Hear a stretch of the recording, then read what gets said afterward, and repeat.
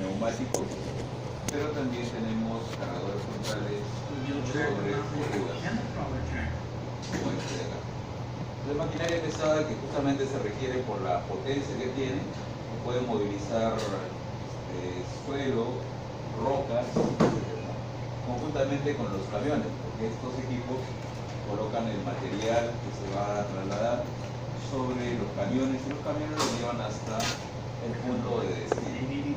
Por ahí sacan el material.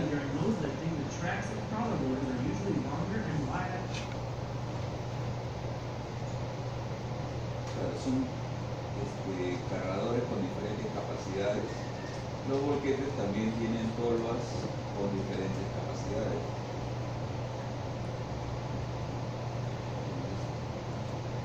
Acá hay una serie de cálculos que se realizan. Por ejemplo, es interesante calcular los ciclos o el ciclo para este trabajo de movimiento de tierra, ¿no? Porque si ustedes calculan el ciclo, o sea, desde la carga, traslado, retorno, descarga, pueden calcular la cantidad de volquetes que son necesarios para este tipo de trabajo. Y también se puede calcular el rendimiento horario, o sea, con una flota, digamos, de 7 camiones, un cargador frontal o 2 cargadores frontales, en cuánto tiempo puedo llevar el material desde un lugar hasta otro. Y hay otros factores que tienen que ver con la capacidad, ¿no? Cada vez que la cuchara deposita el material, siempre hay pérdidas. O sea, no todo lo que va al volquete es el volumen al 100% del cucharón. Hay pérdidas. Entonces, todos esos factores, potencia, dimensiones, peso, ciclos, frecuencias, todo está especificado en los catálogos que vienen con los equipos, o también se pueden encontrar en internet. Por ejemplo, una de las empresas más reconocidas, más antiguas también es Caterpillar, ¿no? Caterpillar que se dedica a la fabricación de esta maquinaria, Volvo, Caterpillar, Komatsu, Samsung, hay una serie pero cada una de ellas elabora sus manuales en donde aparecen todas las características de estos equipos.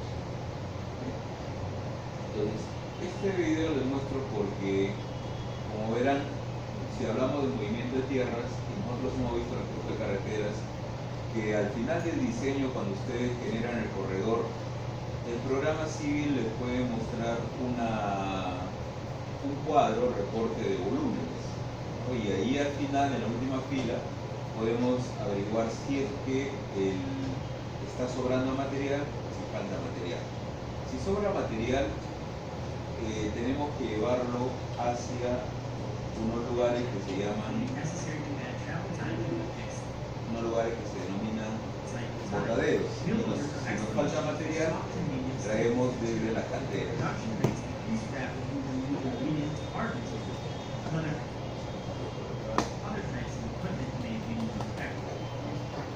Entonces, fíjense, tenemos los siguientes casos. En su carretera ustedes pueden tener material sobrante, un determinado volumen, ¿no? Y tienen que llevarlo hacia un lugar aprobado llamado botadero. Esto es lo que tenemos. Este es el caso, botadero. Pero para llegar al botadero, la maquinaria y el equipo debe recorrer una determinada distancia. Esta distancia puede estar en kilómetros, en metros o en otras unidades. Y el volumen, ahí está. Entonces, acá lo importante es que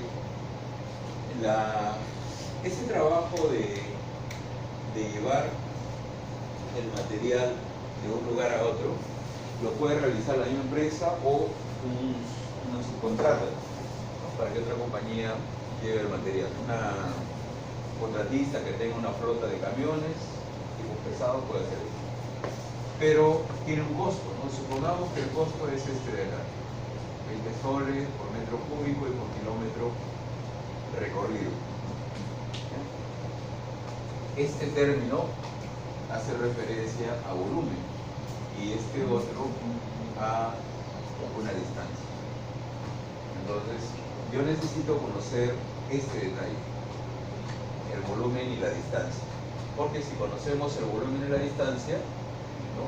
Voy a poder multiplicarlo por esta cantidad y obtengo el monto a pagar por llevar el material de un lugar a otro.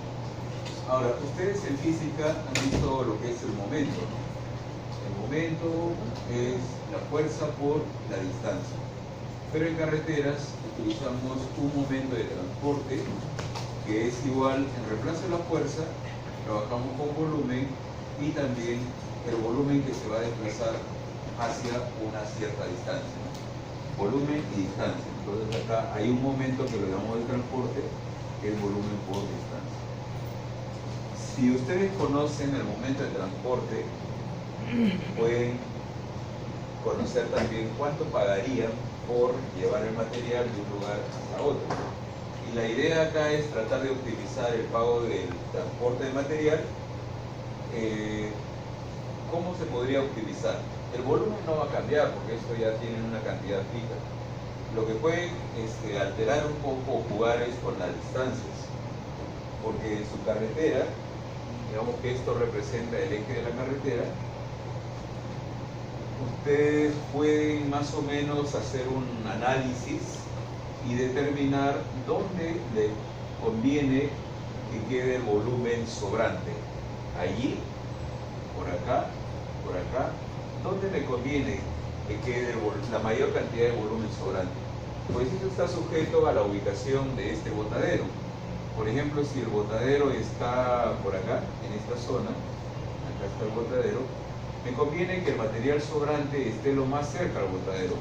Si está casi al final del tramo de la carretera, está bien porque esta distancia que va a recorrer es una distancia corta. En cambio, si el material sobrante me queda por acá, voy a pagar más. ¿Por qué voy a pagar más? Porque la distancia desde acá hasta acá es una distancia mayor, que va a tener que recorrer el vehículo. Uy, entonces la clase de hoy día está orientada a calcular cómo se obtiene este dato, el momento de transporte, para poder estimar el monto a pagar por llevar este material, ¿no? Acá les estoy mostrando digamos que me sobra y lo llevo al botadero, pero también se da el otro caso. Digamos que en mi carretera, después de haber hecho movimiento de tierras, me falta un material para rellenar.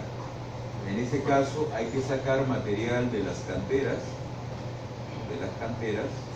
y llevarlo hacia donde se necesita. Acá también hay una distancia, hay un volumen, entonces también hablamos de un momento de transporte para ambos casos. Entonces, veamos el tema de movimiento de tierra, cómo obtener esos datos.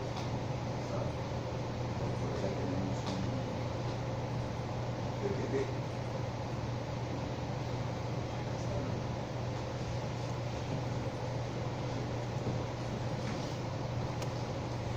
Entonces, el tema es movimiento de tierras, y curva masa es un gráfico que se va a obtener en función a los volúmenes. ¿Y para qué sirve ese gráfico? Sirve para justamente obtener estos valores, los momentos de transporte.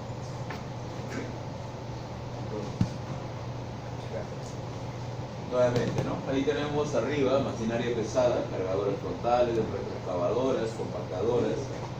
Y en la parte baja es una zona en donde hay un proyecto X y el material lo están llevando o están trayendo material, ¿no? Y ahí se ven los boquetes que están circulando. ¿No? Es un trabajo continuo para llevar o traer material. Muy bien. Cuando hablamos de movimiento de tierras, estamos haciendo referencia a todas las operaciones que se realizan en determinado lugar a fin de modificarlo. Por ejemplo, llegamos a un lugar donde se va a construir una carretera, encontramos arbustos, árboles, hay que hacer una limpieza para luego construir la carretera. O sea, vamos a hacer una adecuación, una modificación del terreno natural. Ahora, ¿por qué se estudia este capítulo de movimiento de tierras? Porque es una de las partidas más fuertes en la construcción de una carretera. Se lleva una cantidad muy importante del presupuesto. Por lo tanto, hay que prestarle atención. O sea, no importa si paga un poquito más. Sí importa, porque es la partida más grande en el rubro de carreteras. Entonces, lo que hay que hacer es tratar de optimizar estos pagos. Si no, para que tengan una idea, todas las noticias que ustedes han escuchado en las últimas semanas de la constructora esta de Odebrecht, ¿por qué tanto interés en los proyectos? Hay trabajo de movimiento de tierras en las carreteras. Una carretera que costó o estaba presupuestada en 100, resultó costando 400. ¿Dónde se fueron los 300? Por ahí le buscaron algunas partidas, metieron, y el dinero pues es un dinero mal trabajado. Simplemente trataron de aprovecharse de los proyectos para elevar el costo de diferentes partidas, ¿no? Y ahora en el caso de una carretera, digamos que si no hay una buena supervisión no es fácil alterar los datos, y esto también salió creo en las noticias, que los trabajos de, a ver, no recuerdo muy bien de qué era, bueno, pero era algo así, en un proyecto X donde se tenía que hacer un levantamiento topográfico para determinar las alturas de unos cerros, etcétera, por donde iba a pasar una carretera, creo. En lugar de H, que medía en la realidad, le pusieron 2H. O sea, como que el cerro era hasta acá. Y al ser el cerro tan alto, como por acá iba a pasar la carretera y había que sacar este material, ya no iban a sacar esta parte, sino iban a sacar todo esto. En consecuencia, el volumen se incrementaba y el pago iba a ser mucho mayor. 2 veces, 3 veces, 4 veces de lo real. Ahora, ¿eso se puede detectar? Sí, claro, porque en campo hay una supervisión. Pero el supervisor, si se hace de la vista gorda, no va a decir nada, van a pasar los papeles estos donde aparecen los volúmenes y al final voy a tener que pagarlo, porque digamos, eso es lo que supuestamente se trabajó en campo, ¿no? Pero no es así en la práctica. Bueno, regresando acá al tema de movimiento de tierras.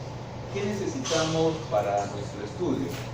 Necesitamos lo que ustedes ya han venido trabajando a lo largo del ciclo, es decir, su diseño en planta, su diseño de perfil y sus secciones transversales. El diseño en planta, bueno, ustedes ya deben estar armando tal vez sus láminas. En planta, ¿qué se muestra? ¿No? Las curvas de nivel por el eje de la carretera. Más o menos así están sacando láminas por cada kilómetro, ¿no? Con esos detalles. El perfil, por cada kilómetro de carretera, también cómo es el diseño de la subrasante, ¿no? A lo largo del terreno. Y en secciones transversales también están colocando en una lámina algunas secciones que pueden ser de corte, de relleno, o también pueden ser secciones mixtas de corte con relleno. Entonces, estos datos, esta información la necesitamos para poder calcular volúmenes. ¿Cómo se calculan los volúmenes? Bueno, actualmente, como todo está automatizado, los programas, tal como el Civil, se encargan de calcular los volúmenes. Entonces, acá dice, los cálculos de movimiento de tierra comprenden calcular volúmenes del material que vamos a trabajar, tratar de balancear los cortes con relleno, o sea, si acá voy a cortar algo, voy a llevarlo al lugar donde se necesite rellenar lo más cercano posible, ya sea longitudinalmente o transversalmente para conformar mi carretera. Y entonces tenemos que hacer una planificación para el trabajo de campo también, ¿no? Cuánto va a demandar la obra, cuántos días, semanas, meses, etc.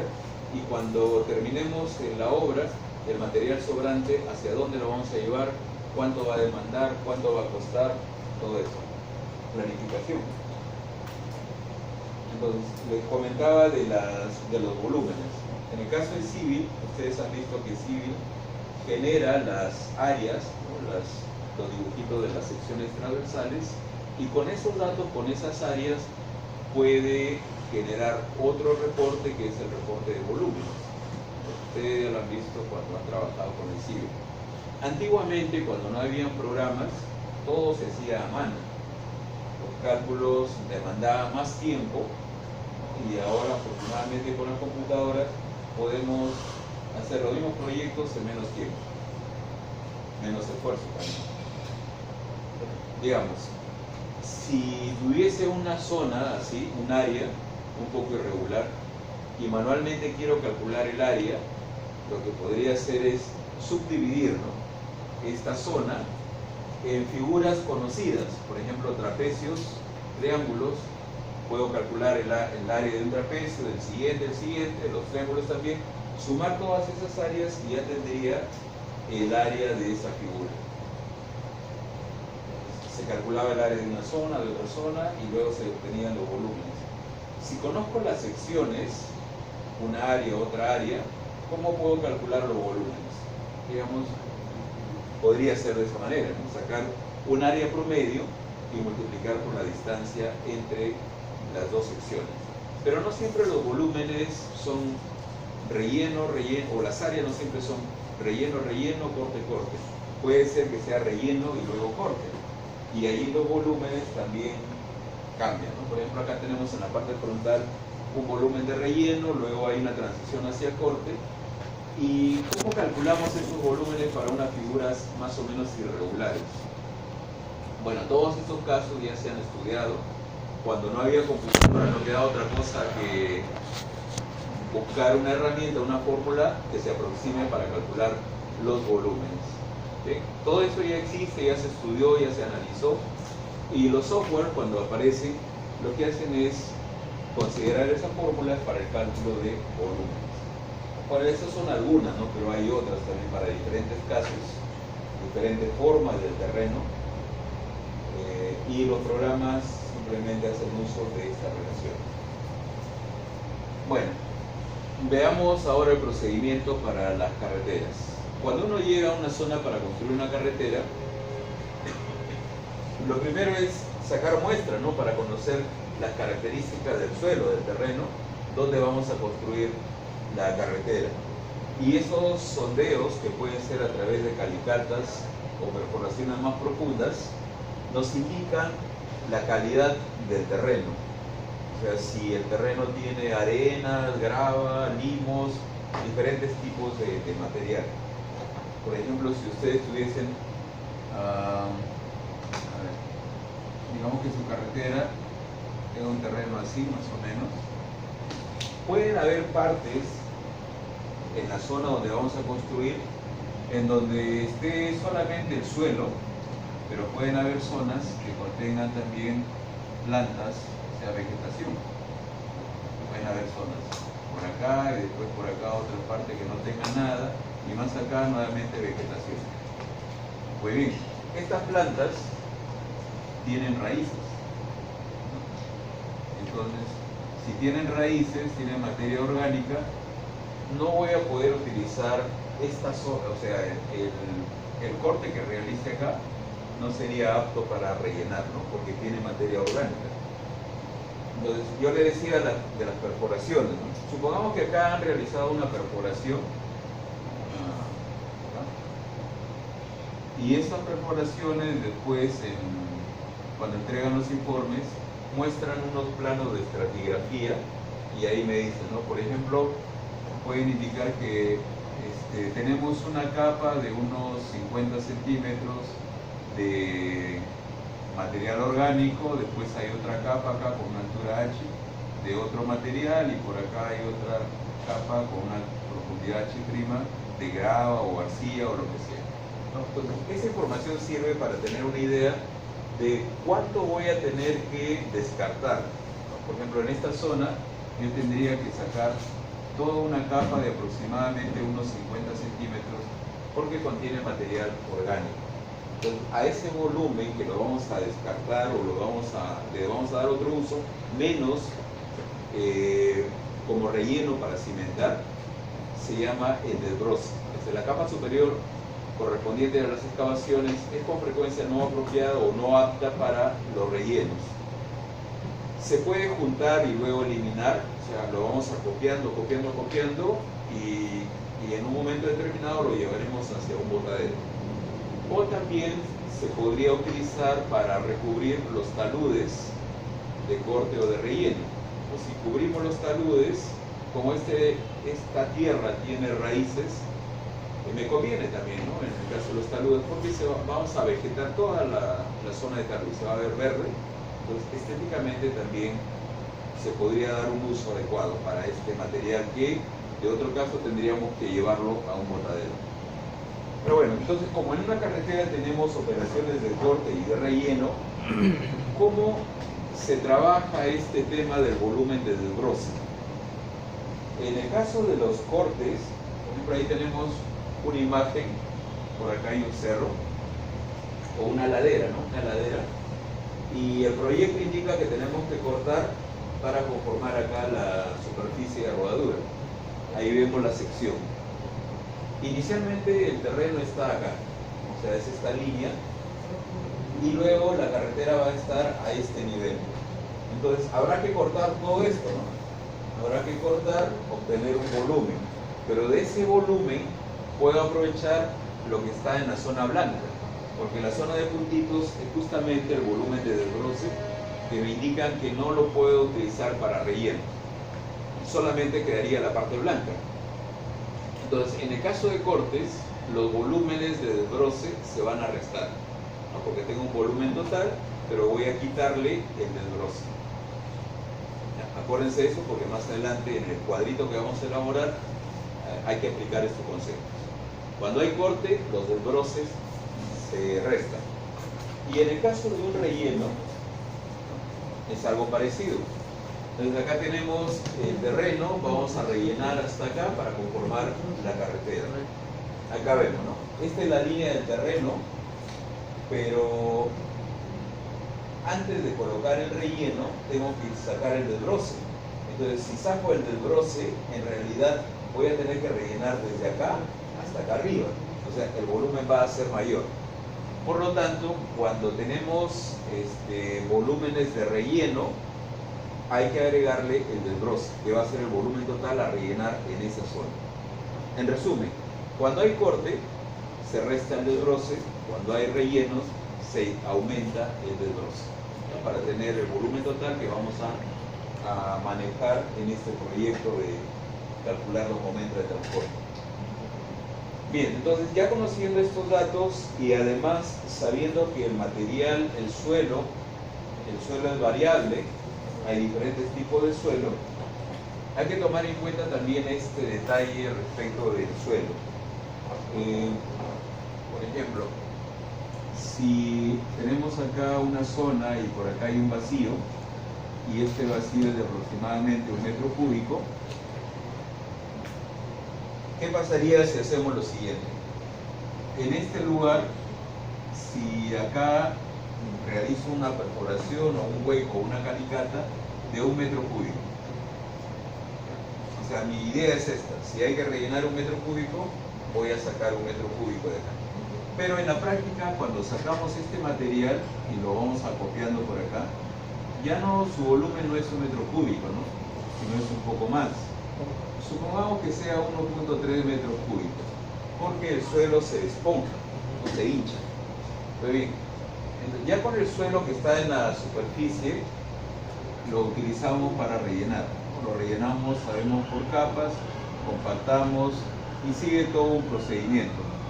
Pero de repente se acabó este material y solamente hemos llenado acá 0.8 metros cúbicos.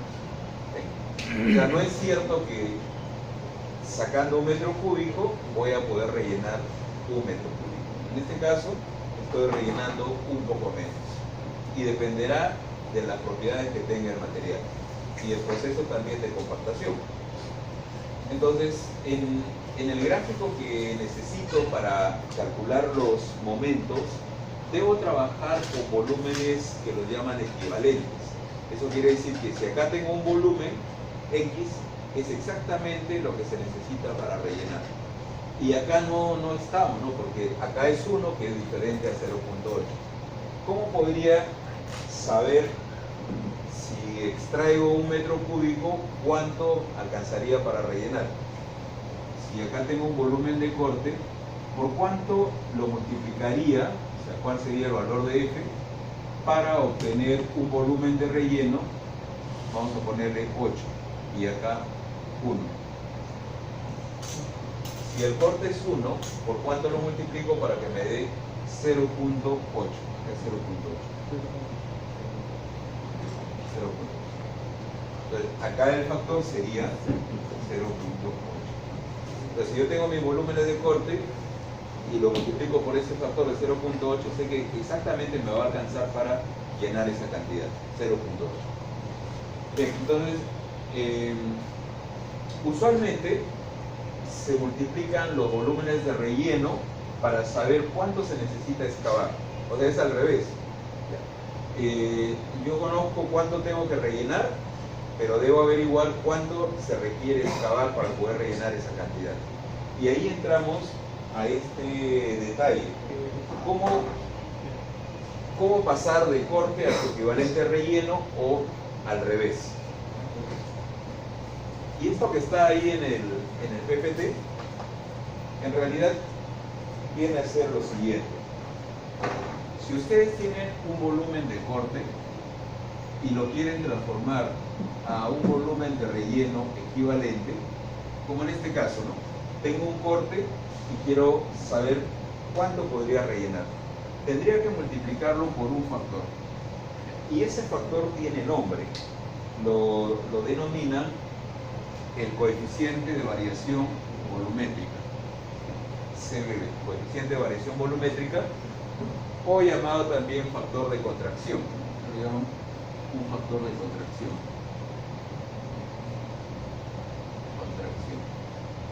Ya está. Pero también se puede hacer al revés, es decir, si yo tengo un volumen de relleno y quiero saber cuánto, quiero convertirlo a corte equivalente, o sea, si tengo un volumen dado, cuánto necesitaría excavar, esto también lo puedo multiplicar por un factor, pero el factor se llama el índice de compactación. ¿Cómo se obtienen estos factores? En base a un estudio de suelos. Y hay una relación entre los dos. El índice de compactación es la inversa del coeficiente de variación volumétrica. Entonces, estos factores los obtienen en el laboratorio, ¿no? En el laboratorio de suelos someten las muestras a ensayos, obtienen unas densidades y relacionan las densidades. Y ahí sale el valor del IC, o el coeficiente de variación volumétrica. Muy bien, entonces, con todo esto lo utilizamos de la siguiente manera. Acá tenemos, por ejemplo, un cuadrito y los datos que nos dan inicialmente serían, no sé si lo ven bien, pero acá hay una zona de fondo un poco gris. Acá tiene un fondo gris y acá también tiene un fondo gris.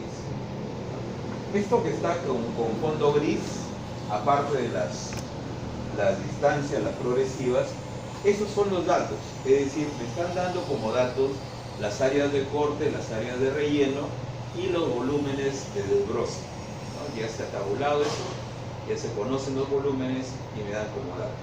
Verán que en algunas zonas no hay desbroce, por ejemplo en rellenos, ¿no? En la zona de acá, en la columna de rellenos, toda esta parte es 0, 0, 0, pero después sí hay datos de, no, perdón, acá está, ¿no? Acá, en desbroce, acá es 0, 0, 0, y después hay volúmenes de desbroce. Y esto puede ser así, ¿no? Porque hay parte de una carretera que no necesito sacar el material porque no hay materia orgánica, pero al costado sí puede haber material orgánico y hay que sacarlo. O sea, acá 0, 0, 0 y después aparecen los volúmenes de desbroce. Bueno, entonces acá lo que hacemos es primero calcular los volúmenes, conociendo las áreas, ya sea de corte o de relleno, se obtienen los volúmenes. Y se empieza trabajando por pares. O sea, cojo estas dos secciones para obtener el volumen correspondiente. Por ejemplo, acá 6.9 más 0 entre 2 multiplicado por la distancia me da el volumen de corte. Acá también, ¿no? Cojo estas dos. ¿Cómo obtengo este volumen? 15.3 más 7.2 entre 2 multiplicado por 20 metros.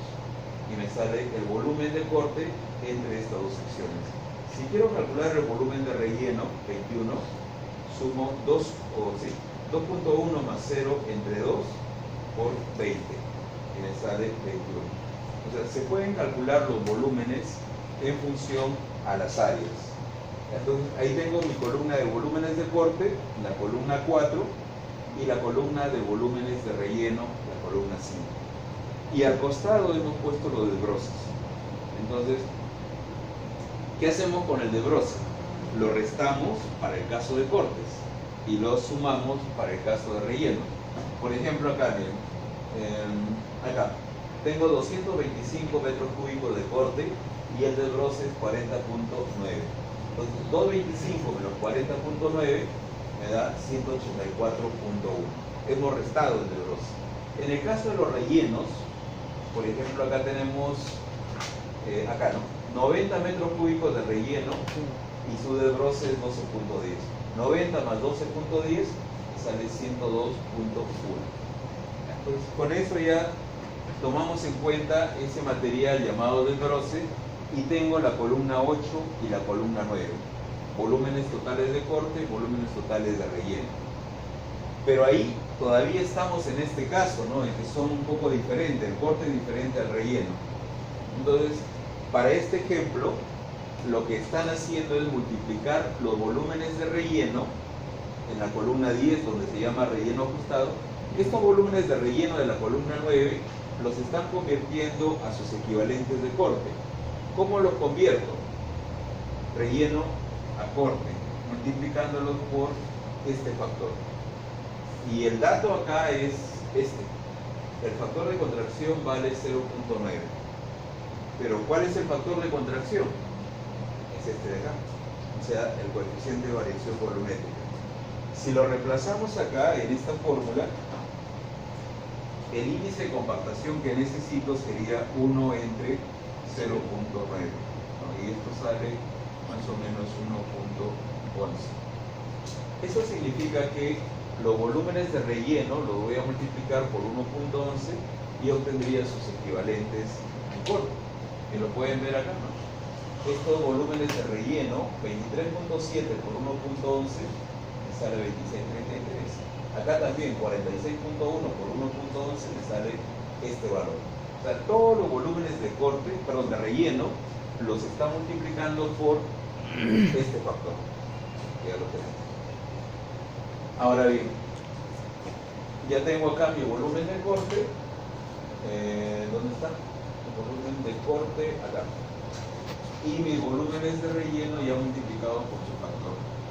Una vez que tenemos corte y relleno, se suman algebraicamente corte con relleno, considerando corte positivo y relleno negativo.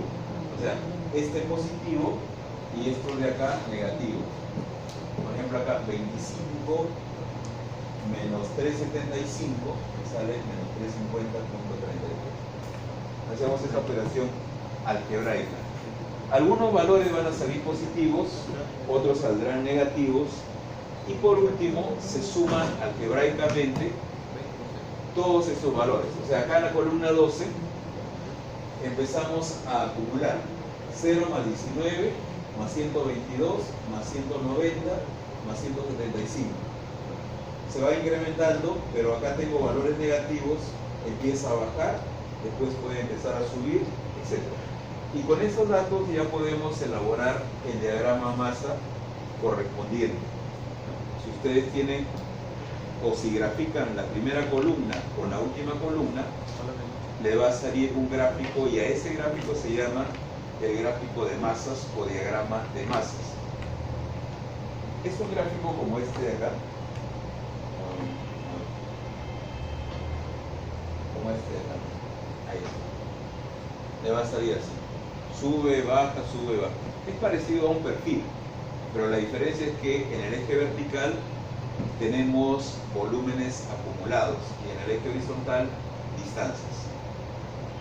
Ese es el diagrama de masas. Entonces, voy a hacer por acá un diagrama parecido, ¿no? ¿Para qué sirve el diagrama de masas? Para seleccionar el equipo en cuanto al movimiento de tierra, porque con ese diagrama de masas se puede saber las distancias que se van a recorrer, y conociendo las distancias puedo seleccionar de todos los equipos que tengo, cargadores, retros, camiones u otros equipos, puedo seleccionar aquel equipo que permita recorrer adecuadamente la distancia, ¿no?, que he calculado. Porque no todos los equipos son eficientes para diferentes distancias. Cada uno tiene su rango para el cual es eficiente. Entonces, vamos a hacer acá un gráfico parecido. Y sobre este gráfico vamos a calcular los momentos correspondientes. A ver, vamos a ponerlo por acá. Acá tengo volúmenes acumulados. Y por acá progresivas. Entonces, si tengo este cuadro y me piden graficar distancias versus volúmenes acumulados, yo empezaría, ¿no? A ver, acá en la progresiva 0 vale 0, a 20 tiene un valor, a 40 metros tiene otro valor, y así puedo ir marcando puntos, de acuerdo a las ordenadas, y al unir todos esos puntos me va a salir un gráfico, no sé, en este caso sale más o menos así, por acá, ¿no? Este es el diagrama de masas. Puede salir sobre esta línea, puede salir debajo, o puede cortar a la línea. Eso dependerá de los datos que tenemos. Entonces, supongamos que es así en mi diagrama de masas.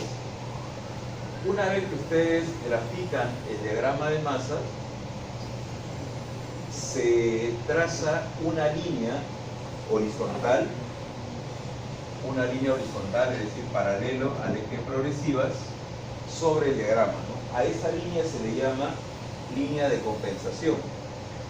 Es como esta línea que ven ahí, ¿no? Han trazado una línea justo donde termina la gráfica, por ahí han trazado una línea. En este caso voy a trazar por acá una línea, se llama línea de compensación, y puedo tener una o más líneas. Ahora, este diagrama de masa, fíjense que tiene algunas propiedades. Cuando la curva está subiendo en un determinado rango, cuando está subiendo, significa que en toda esa zona es puro corte. Al contrario, cuando la gráfica empieza a bajar, significa que en toda esa distancia tenemos zonas de relleno. Viendo la analogía con el perfil longitudinal, acá está, miren, arriba está el diagrama masa y acá abajo este es el perfil longitudinal, con su línea de subrasante por acá. Entonces observen este tramo, por ejemplo, desde acá, desde el punto J, que está por acá, hasta el punto B. En toda esta zona, en el perfil longitudinal, vamos a tener que cortar, pero esta zona donde vamos a cortar, en el diagrama masa, es parte de la curva que está subiendo. Acá es al revés, desde B hasta acá, en el perfil vemos que tenemos que rellenar, y en el diagrama de masa es cuando la curva está bajando. O sea, cuando sube es corte, cuando baja significa relleno. Oye, entonces, ¿cuál es el siguiente paso? Se traza una línea horizontal y luego se analiza cómo está quedando la figura. Ahora, esta línea la he trazado acá, pero puede ser un poco más arriba o puede ser un poco más abajo. Ahora le voy a indicar en qué cambia si es que la colocamos más arriba o más abajo. Fíjense, al trazar esta línea se están formando zonas o cámaras cerradas. Por ejemplo, esta de acá tengo una zona, una cámara cerrada, y por acá tenemos, acá hay otra cámara cerrada también, en esta parte de acá. O sea, acá hay una cámara cerrada, vamos a llamarla cámara 1, y acá todo esto es una cámara 2. O sea, las cámaras se forman entre la línea horizontal y la curva. Entonces, acá hay una parte que está sobre la línea, acá hay otra parte que está bajo la línea. Pero observo también que acá esta parte no llegó a cerrar, o sea, se quedó a mitad de camino. A esta zona de acá se le denomina cámara abierta. O sea, me está quedando toda esta parte de acá, que es una cámara abierta. Vamos a llamarla la cámara 1, 2, 3. La cámara 3 es mi cámara abierta. Ahora, analicemos esta cámara de acá. Desde este punto, o sea, desde esta progresiva hasta acá más o menos. En este tramo, ¿cómo está la curva? Está subiendo. Eso significa que desde acá hasta acá tengo puro corte. ¿Cómo puedo calcular el volumen de corte acumulado desde este punto hasta este punto? Es fácil, porque acá en este eje tengo volúmenes acumulados. O sea, donde está la línea, acá me da un valor. Y en el punto más alto, acá tengo otro valor. Si restamos este valor de este de acá, obtenemos el volumen acumulado en este tramo. En realidad, los volúmenes en cada cámara son estas alturas. Este es el volumen de corte acumulado en toda esta zona, y desde acá hasta acá tenemos zona de relleno. ¿Cuánto vale el acumulado de relleno desde acá hasta acá? También es la misma altura. Por eso es que se llaman cámaras compensadas, porque tengo un volumen de corte exacto para rellenar al otro lado. Igual sucede acá. Para hallar el volumen que se va a movilizar en esta zona, tendría que tomar esta altura. Desde la línea hasta el punto más bajo, acá era desde la línea hasta el punto más alto. Y en la cámara abierta es desde la línea hasta acá, que es el punto más bajo. Este es el volumen excedente, el volumen que me está sobrando. ¿Y por qué digo que me está sobrando? Porque lo que tengo acá es justo lo que se necesita para rellenar. El volumen de corte acá es justo lo que se necesita para rellenar. Pero acá me está sobrando material. ¿A dónde vamos a llevar ese material? Hacia un botadero. Además, imagínense que cuentan con la siguiente información. Acá tenemos, por acá termina, ¿no? Ya. Esto que estoy trazando acá es la vista en planta de la carretera. Acá está su eje.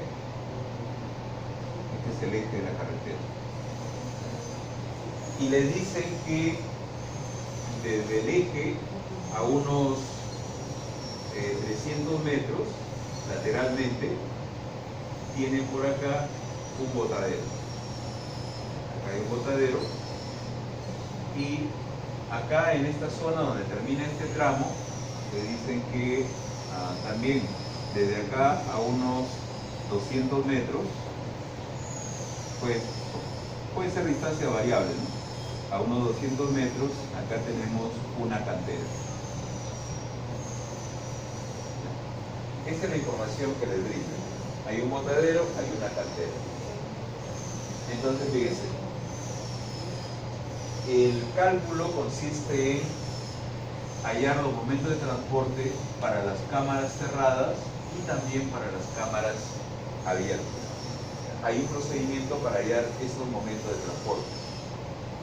Como acá hemos identificado que el corte está a la izquierda y el relleno está a la derecha, habrá que llevar el material de la zona de corte a la zona de relleno. Así. En esta cámara el corte está por acá y el relleno está en esta zona. Entonces habrá que llevar material en sentido opuesto, de derecha a izquierda. Ahora, esa distancia, esto de acá es una distancia, y a esa distancia se le llama distancia media, ¿no? Distancia media de transporte. Ahora,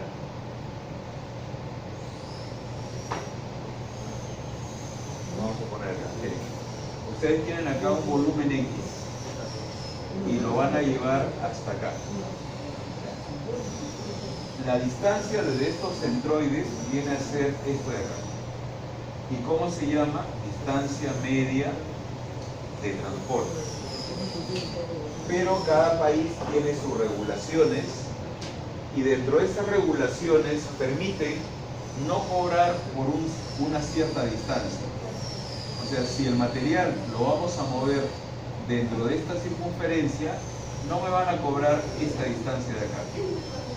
Esta es una distancia que se llama distancia libre de transporte. ¿Qué significa esto de distancia libre de transporte? Que si yo tengo un volumen cualquiera, lo puedo llevar desde acá hasta acá, desde acá hasta acá, por acá, por acá, por acá, pero siempre y cuando esté dentro del círculo, no pago. Ahora, si este material lo voy a llevar hasta acá, voy a pagar por esta distancia sobrante. A esa distancia la llaman distancia excedente y es la distancia por la cual sí se paga el transporte de material. Distancia excedente o también la llaman distancia de sobreacarreo. DSC, distancia de sobreacarreo. Es la distancia por la cual sí voy a pagar el transporte de material. Bueno, esto de la distancia libre es una distancia que está normada en cada país y es un dato. Le tienen que indicar cuánto vale la distancia libre. Y ese descuento de la distancia libre solamente aplica para las cámaras cerradas, o sea, para la cámara 1 y para la cámara 2. En el caso de las cámaras abiertas, no hay descuento. Entonces, ya sabiendo todo esto, vamos a hacer acá un resumen de cómo se calculan los momentos de transporte para una cámara cerrada, para una cámara abierta. Y ya teniendo esa secuencia, cerramos el capítulo, ¿no? Porque la idea era cómo calcular el momento de transporte. Entonces, acá vamos a poner ese resumen. Vamos a ponerle acá el cálculo del momento de transporte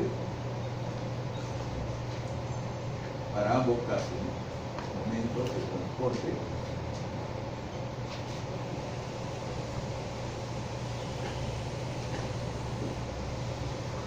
primero vamos a ver para una cámara cerrada. Vamos a poner acá, para una cámara cerrada, ¿cuál sería la secuencia? Una cámara cerrada como esta o como esta de acá, cualquiera. El primer paso, se calcula el área de la cámara. Lo pueden calcular o les pueden dar el área de la cámara. O sea, me refiero a esta área, la que está sombreada.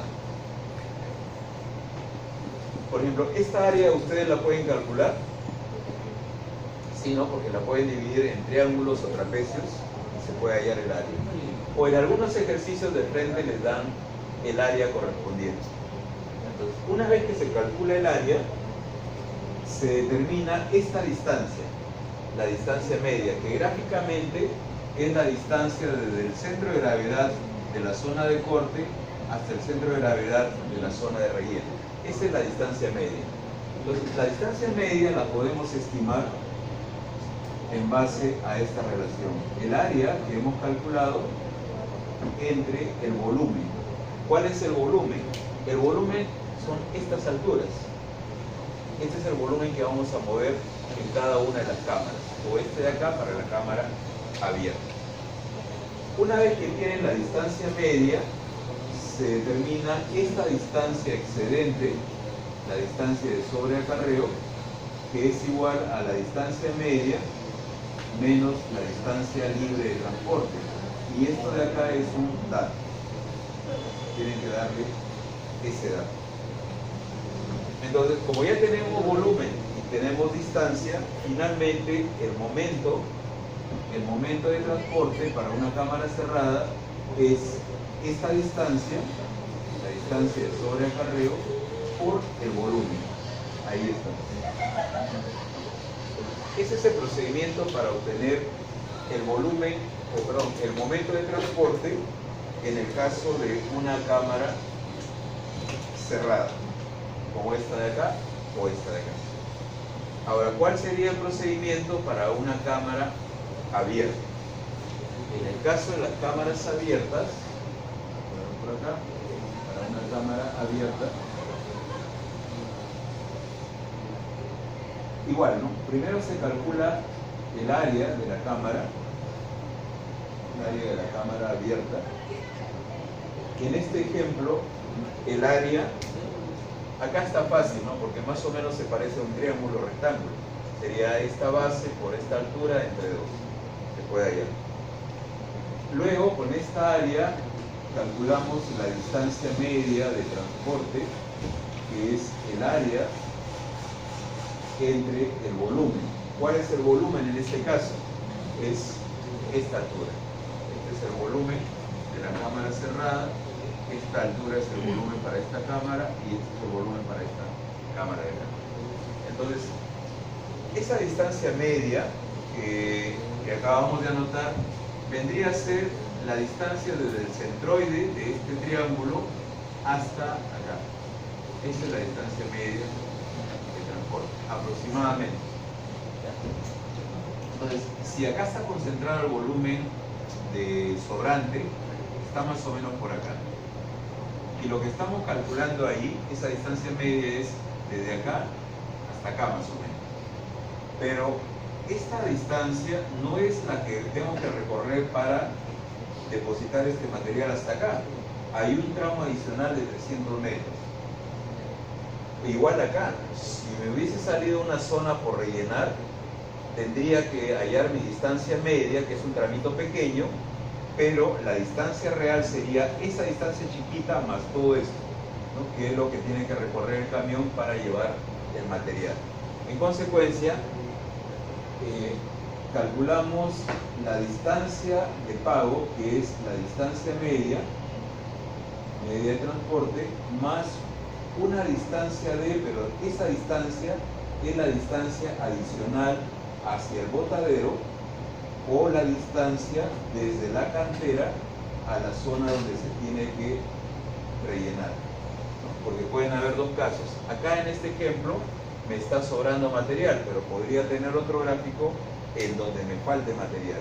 Y si me falta material tendría que llevarlo desde acá hasta ese lugar. Igual hay que recorrer una distancia adicional. Finalmente, en el caso de una cámara abierta, el momento de transporte es igual a esta distancia D por el volumen que vamos a transportar. Y ya está. Entonces, ahí tienen los dos procedimientos para calcular los momentos de transporte. Ahora, miren, si aplicamos esta secuencia, puedo hallar el momento de transporte de todo este tramo, ¿no? De cámaras cerradas y cámaras abiertas. Es decir, este momento de transporte más este momento de transporte más este de acá me da un momento total para esta línea que hemos trazado acá, esta de acá. O sea, esta línea genera un momento de transporte 1 y con ese momento de transporte puedo hallar el monto a pagar. Supongamos que me sale 100, por decirles un número, puede ser 100.000 soles, 100 millones, etc. Todo ese cálculo es producto del análisis con esta línea. ¿Qué pasaría si movemos la línea? Por ejemplo, en lugar de que esté por acá, la bajamos un poco por acá. Tendría una nueva línea. Puedo hacer lo mismo. O sea, puedo calcular nuevamente el momento de transportes. ¿Ya? Con una segunda línea. Vamos a suponer acá que hay otra línea. Ya no esta, sino otra. Entonces, para esta nueva línea de compensación, genero un momento de transporte 2 total. Y luego, al momento de calcular el monto a pagar, digamos que me sale 90. ¿No? Me salió el pago total 90. ¿Cuál de las dos me conviene? ¿La 1 o la 2? Me conviene aquella línea que genera un pago menor, que en este caso es la línea de compensación 2. Y si en lugar de colocarla por acá, la hubiese trazado por acá, me saldría un monto, no sé, a lo mejor me sale 120, mayor. Entonces esa línea no me conviene, la primera no me conviene trabajar con la línea de compensación 2 porque el pago va a ser menor. Entonces, lo que le quiero comentar es que no hay una línea única. Puedo iterar y habrá, después de mi iteración, habrá una que genera el monto mínimo a pagar. Entonces, el problema de hallar el pago se convierte en un proceso iterativo. ¿Ya? Pero a nivel de curso, lo que necesitamos es el procedimiento, ¿no? Por eso lo estoy haciendo con una línea referencial y para esta línea estoy mostrándoles cómo se calculan los momentos de transporte. Ya en la vida real, todo esto lo puede hacer un programa, porque el programa itera rápidamente y me puede dar una respuesta. Pero no es cuestión de que el programa haga todo, o sea, yo tengo que saber cómo es el funcionamiento de estos cálculos, de dónde salen esos valores. ¿Ya? Entonces, hasta este tema, hasta movimiento de tierras, vendría el examen final.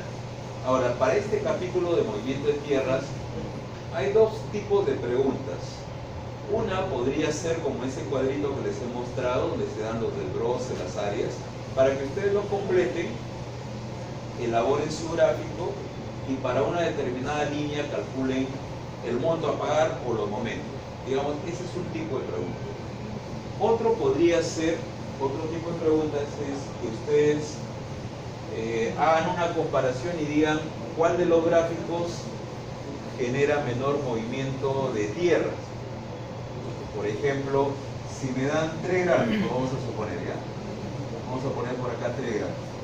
1, por acá 2 y por acá un tercero. En el primer gráfico, digamos que sale algo así. Por acá, por acá, por acá y por acá. En el segundo gráfico viene algo así. Por acá, por acá, por acá y por acá. Y en el tercer gráfico, digamos que me sale algo así. Por acá, por acá y por acá. ¿Ya? O sea, este punto es el mismo para los tres. O sea, están a la misma distancia. Este y este de acá. Y le dan los datos correspondientes, ¿no? Estas alturas, estas de acá. Todo eso viene en el gráfico. Y le dicen, a ver, si este es el gráfico A, este es el gráfico B y este es el gráfico C, ¿no? Son diagramas de masas. Ordénenos de menor a mayor en función al momento de transporte. ¿Qué tendrían que hacer? Evalúan, ¿no? Como son cámaras cerradas, hayan el momento de esta zona, digamos que le sale, a ver, vamos a poner que me sale 100, el momento de nada, total. Hago lo mismo acá, el momento de esta zona, de esta zona, y me sale, no sé, pues, el momento en B, me sale 120. Hacemos acá lo mismo, momento total en C y arroja 90. Entonces, como me están pidiendo indicar la secuencia de menor a mayor, mi respuesta sería primero es C, después A y luego B. A y luego B. Ordenados de momentos de menor a mayor, o sea, menor pago al mayor pago. C a B. Como verán, para esto es más corto, ¿no? Es más rápido porque ya me dan las figuras, simplemente tendría que calcular los momentos y ordenarlos. Entonces son dos tipos de preguntas que podrían darse para este tema de momentos de transporte, movimiento de tierras. Y las otras preguntas, regresando, o sea, el movimiento de tierras, una pregunta, otra pregunta de cálculo de longitudes de curvas verticales, convexas o cóncavas, luego preguntas sobre ancho, que también vimos después del examen parcial, y de la primera parte puede repetirse una pregunta que consiste en calcular progresivas, longitud de espiral, el diagrama de transición de bombeo a ceral. De ahí pueden también venir algunas preguntas y para que ustedes puedan hacer una verificación de la longitud mínimas, cosas que hemos visto en el examen parcial. Y si alguna longitud de un tramo recto no cumple, o una curva digamos, no tiene la longitud mínima. ¿No se acuerdan cómo se calcula la longitud mínima o cuál es la recomendación? La longitud mínima de una curva es 3 veces su velocidad de diseño.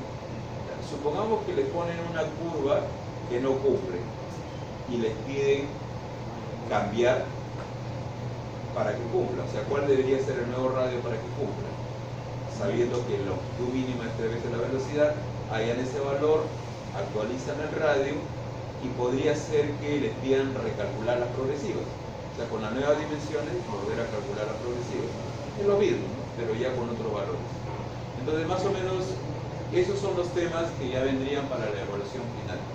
Con eso abarcamos casi todo el curso. Y en cuanto a la próxima semana, que es la presentación final, tienen que subir, o sea, ya tienen que verificar ustedes que en el aula virtual estén todos los documentos que se piden en la semana 15. Acuérdense que en el Blackboard, o no sé si hay internet, pero no había internet porque no hay sistema, ¿no? Se ha caído el sistema. Bueno, pero en el Blackboard hay un enlace en la semana 15 en donde deben subir su informe, el informe final. También hay un documento en donde está el contenido del informe, o sea, debe tener su objetivo, ¿no? Y todo el procedimiento que hemos venido desarrollando. Guíense con esa secuencia y van armando su informe. Entonces, deben subir su informe, los planos, planta, perfil, un solo plano de secciones en PDF a la semana 15, luego su archivo de civil donde han hecho todos sus diseños, ese archivo también lo suben, y por último un archivo que es un video con una duración promedio de 30 segundos. El video es del recorrido virtual de la carretera, ¿no? Lo último que vimos. Un videito corto de unos 30 segundos lo suben. Ya, eso debe estar en el Blackboard, verifíquenlo. Debe estar ya a la medianoche del jueves, a más tardar, ¿no? Lo verifican. Y el día viernes, acá en el aula, cada grupo viene con un USB donde ha grabado su video. Lo proyectan acá, me muestran su video, vemos, sí, aproximadamente 30 segundos, vemos su video. Si amerita algunas preguntas, hacemos preguntas a cualquier integrante del grupo. Si no, ya se puede retirar del grupo, ingresa al grupo 2, después al grupo 3. Con ese video que me da una perspectiva de más o menos cómo está su trabajo, luego yo me voy a revisar sus informes, sus planos y lo que tengan, ¿no? Lo que han subido, ya sacaré la nota del trabajo final. Esa va a ser la secuencia. O sea, solamente tienen que venir para mostrarme su video y ya se pueden retirar. La secuencia va a ser la misma que la exposición 2. O sea, empezamos con el grupo 1 a las 3, el grupo 2. Van a ser secuencias más cortas, ¿no? Solamente es ver el video. No tienen que hacer exposición. Yo voy a preguntar algo, si es que amerita. No tienen que armar otro PPT, nada. Solamente vienen y traen su video. Lo presentan y ya, como les digo, después de lo que han hecho en su informe, sus láminas, ya sacaremos una nota del trabajo final. ¿Una competición que era informal? No, ahora es informal. Pero no tan informal, ¿no? Normal. No, sí. Y entonces, eso sería para la próxima semana, no se olviden. ¿Preguntas? ¿Algunas consultas que tengan? ¿No? Bueno, si no hay consultas, entonces ya nos veremos el día de la próxima semana para sus exposiciones.